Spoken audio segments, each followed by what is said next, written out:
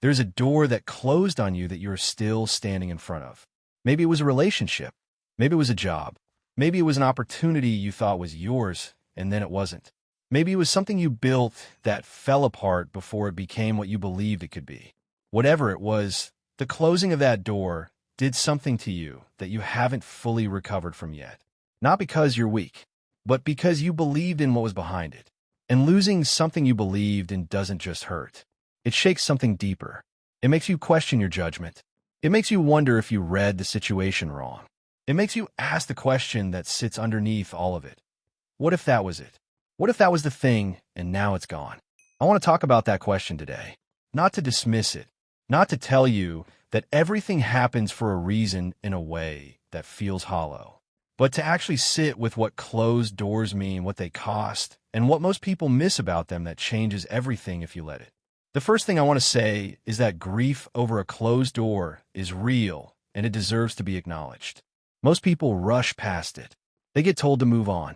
They get told everything happens for a reason before they've had the chance to actually feel what it costs to lose the thing they wanted.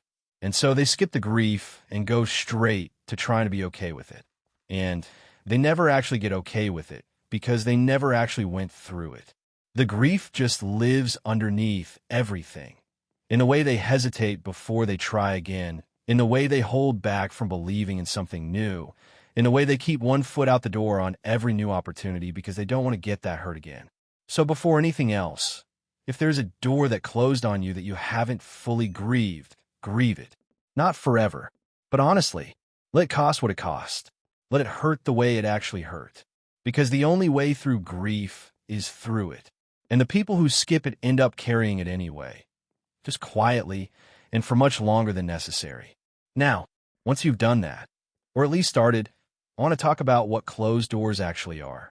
Because I think most people fundamentally misread them.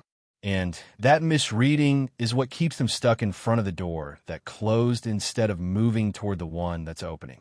A closed door feels like a rejection. It feels like a no.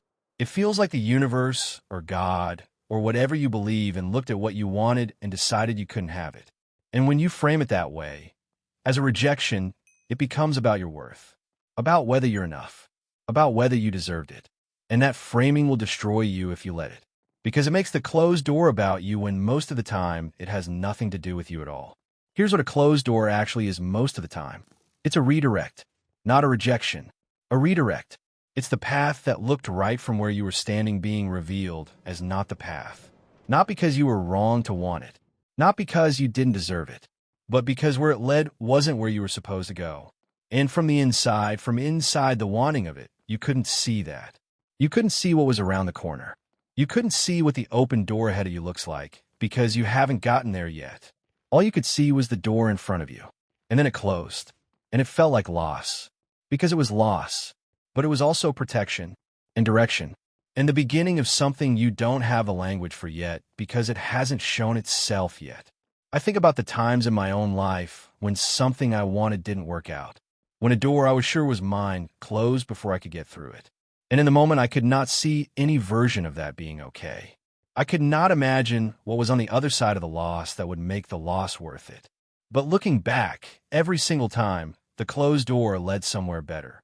Not immediately, not without pain, but eventually, always eventually, the thing I thought I needed turned out to be the thing that would have taken me somewhere I didn't actually want to go. And the closing of it, as much as it hurt, was the thing that kept me available for what actually fit. That's the pattern. And it repeats itself enough in enough people's lives that I don't think it's coincidence. I think it's how things actually work. Not every closed door leads somewhere better immediately, but every closed door creates an opening. And what you do with that opening, whether you walk toward it or stand paralyzed in front of what closed, determines everything that comes next. Let's talk about what keeps people stuck in front of closed doors. Because I think it's more nuanced than just being unwilling to move on. There are a few specific things that keep people frozen in front of what didn't work. The first is the sunk cost. The amount of time, energy, hope, and belief that went into the thing that closed. And the more you invested, the harder it is to walk away. Because walking away feels like admitting that the investment was wasted. That all of it meant nothing. But here's the truth about sunk costs that most people don't want to hear. The investment is already made. It's already spent. Whether you stay frozen in front of the closed door or you move toward the next one, you don't get that investment back either way. The only question is what you do with the time that's still ahead of you. And letting what's already gone hold you back from what's still possible is one of the most expensive decisions a person can make without ever realizing they made it. The second thing that keeps people stuck is the fear that the next door won't be as good. That what closed was the best version of what was possible for them. And that belief, I had my shot and I missed it, is one of the most destructive lies a person can believe about their own life. Because it treats your potential as fixed. It treats the doors available to you as limited. It says that the specific thing that closed was the ceiling and everything from here is a step down. And none of that is true. But when you're standing in the grief of a closed door, it can feel more true than anything else. Which is why what you fill your mind with in that season matters more than almost anything else. Because the stories you tell yourself about what the closed door means will shape what you're willing to try next. The third thing is comparison. Watching other people walk through doors that look like the one that closed on you. Seeing someone else get the thing you wanted. The job, the relationship, the opportunity. And letting that become evidence that the door was always meant for someone else and never really for you. But comparison and grief is almost always misleading. You don't know their full story. You don't know what that door cost them. You don't know what's waiting on the other side for them or whether it's actually what it looks like from where you're standing.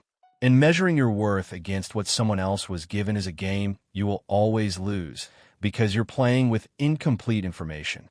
So what do you actually do when a door closes? Not the motivational version of the answer, the real version. The first thing is you let yourself feel it without letting the feeling become a permanent conclusion about your future. Grief is a season. It is not a destination. You could be in it fully without setting up camp there forever. The second thing is you get honest about what the closed door was actually going to give you. Sometimes in the clarity that follows loss, you can see things about what you wanted that you couldn't see while you were wanting it. Sometimes the closed door protected you from something you weren't positioned to see yet. Getting honest about that, really honest, not the version that minimizes what you lost, but the version that sees it clearly, gives you information you can actually use going forward. The third thing is you start looking for the opening. Not forcing it, not manufacturing optimism you don't feel. Just looking, staying available, keeping your eyes moving forward instead of keeping them fixed on what's behind you. Because the opening is almost always already there. It's just hard to see when your face is still pressed against the door that closed.